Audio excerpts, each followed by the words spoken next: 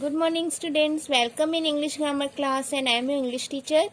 So let's start again our English book, English grammar and composition. Students, open the page number 5. Our chapter is kinds of sentences.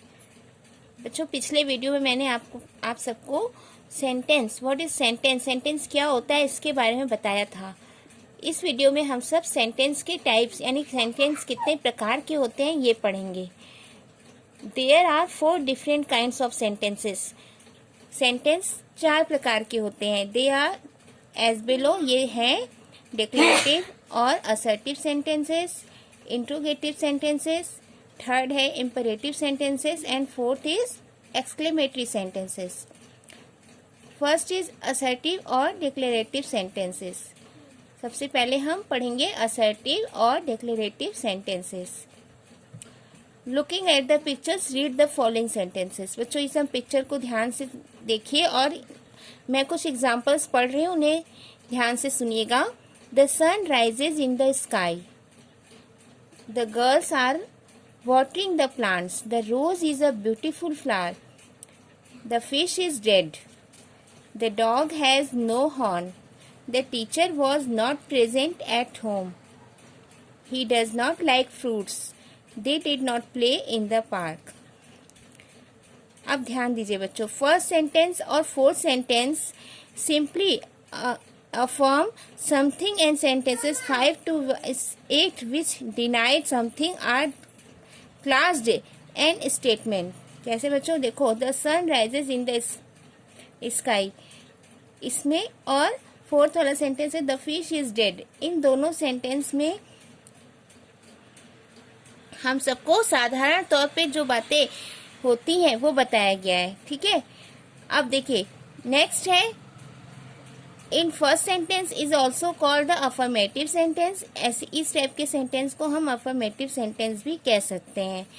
और बच्चों जिन sentences में not का use होता है वो negative sentence कहलाते हैं. इस प्रकार असर्टिव सेंटेंस जो है वो 2 प्रकार के होते हैं.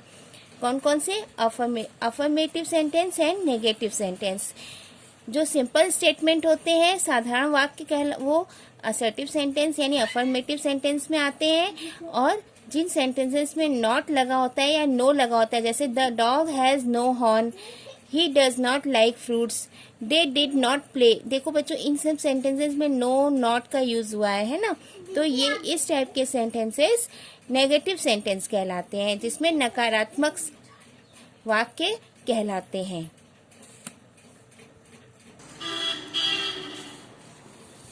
A sentence which states something either affirmatively or negatively is called an assertive or declarative sentences. It always ends with a full stop. बच्चों ऐसे सेंटेंसेस जो या तो साधारण वाक्य हो या फिर नकारात्मक वाक्य हो, ये दोनों ही असर्टिव सेंटेंस कहलाते हैं, जिसे हम डिक्लेरेटिव सेंटेंस भी कहते हैं. और इन वाक्यों के लास्ट में फुल स्टॉप जरूर लगा होता है. क्लियर हो गया बच्चों असर्टिव सेंटेंस. अब सेकंड है आपका इंट्रोगेटिव सेंटेंस. इंट्रोगेटिव यानी बच्चों प्रश्नवाचक यानी प्रश्नवाचक वाक्य. ऐसे वाक्य जिसमें प्रश्न पूछे जाते हैं वे इंट्रोगेटिव सेंटेंस कहलाते हैं. A sentence which ask a question is called an interrogative sentence. जैसे बच्चों देखो, what is your name, who is standing there, is the dog at the gate, do you like mangoes, where is your father. इस types के sentence कौन से sentence होते हैं? Interrogative sentence. जिसमें प्रश्न पूछे जाते हैं वे इंट्रोगेटिव सेंटेंस कहलाते हैं. An interrogative sentence always ends with the question mark और साइन ऑफ द इंट्रोगेशन. मतलब बच्चों क्वेश्चन मार्क, ये यहाँ पे सिंबल बना है ना क्वेश्चन मार्क का. इंट्रोगेटिव सेंटेंस में एंड में यानी सेंटेंस के लास्ट में हमेशा प्रश्नवाचक चिन्ह यानी क्वेश्चन मार्क का प्रयोग किया जाता है. अब थर्ड पढ़ेंगे imperative sentences. Boys take your seats, be quiet, lend me your books, give me your bat. इस टाइप्स के सेंटेंस, जैसे बच्चों ऑर्डर देने वाले जितने सेंटेंस होते हैं वे सब क्या होता है, ऑर्डर होता है या रिक्वेस्ट हो या कमांड हो, किसी के ऊपर हम किसी को कमांड दे रहे हैं या रिक्वेस्ट यानी प्रार्थना कर रहे होते हैं, तो इस टाइप के सेंटेंस इम्परेटिव सेंटेंस के अंतर्गत आते हैं। Save me, have mercy on us, God save the queen, long live the king. देखो बच्चों, सेव मी यहाँ पर क्या किया जा रहा है, गॉड सेव द क्वीन यहाँ पर प्रार्थना की जा रही है, हैव मर्सी ऑन अस यहाँ पे रिक्वेस्ट की जा रही है, सेव मी यहाँ पर भी रिक्वेस्ट की जा रही है। तो रिक्वेस्ट, कमांड, ऑर्डर, ये सारे सेंटेंस किस में आते हैं, इम्परेटिव सेंटेंस के अंतर्गत आते हैं। A sentence which express a command, a request, a entreaty और विश यानी इच्छा जब प्रकट की जाए तो इस टाइप के सेंटेंस इम्परेटिव सेंटेंस कहलाते हैं। और an imperative sentence always ends with a full stop. Imperative sentence के एंड में भी हमेशा फुल स्टॉप का यूज किया जाता है। Next is exclamatory sentences. Exclamatory sentence का मतलब होता है बच्चों जो आश्चर्यजनक वाले वाक्य होते हैं। आश्चर्य यानी जो शोक, घृणा है ना, खुशी, दुख, ये सब जो भाव प्रकट करते हैं वे सब एक्सक्लेमेटरी सेंटेंस के अंतर्गत आते हैं। जैसे बच्चों, what a grand building, how wonderful, how cold the night is, how bad the weather. अब ये देखिए बच्चों, यहाँ पर जब भी हम आश्चर्य प्रकट करते हैं, व्हाट ए ग्रैंड बिल्डिंग मतलब आश्चर्य प्रकट कर रहे हैं ना, किसी चीज को देखकर हमें लग रहा है कि बहुत बड़ी बिल्डिंग है, तो यहाँ पर हाउ वंडरफुल, कितना सुंदर, ताजमहल के बारे में बोला जा रहा है, हाउ वंडरफुल। तो यहाँ पे देखो बच्चों, जब भी आश्चर्य हो, घृणा हो, शोक हो, खुशी हो, इन सब अपने मन के भावों को प्रकट करने के लिए हम एक्सक्लेमेटरी सेंटेंस का प्रयोग करते हैं। The above sentences which express some sudden feelings such as a pleasure, anger, surprise about something which has been said or done are the classed as exclamations.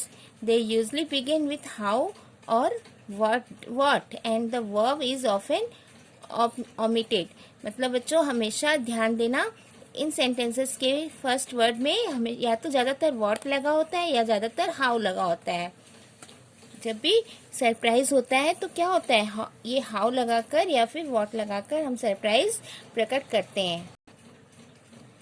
A sentence which expresses a strong feeling is called N exclamatory sentence.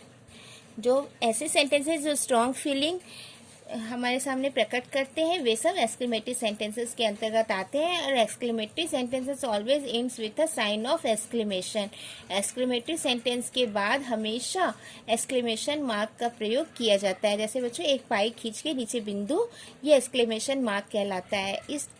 तो इन type के sentences हमेशा exclamation mark, इसके and में हमेशा exclamation mark लगाया जाता है। Clear बच्चों?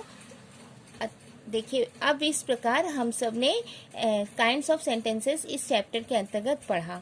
आप सब स्वयं से इस चैप्टर का रीडिंग कर लीजिएगा और एक्सरसाइज भी सॉल्व करने का प्रयास करिएगा। Thank you.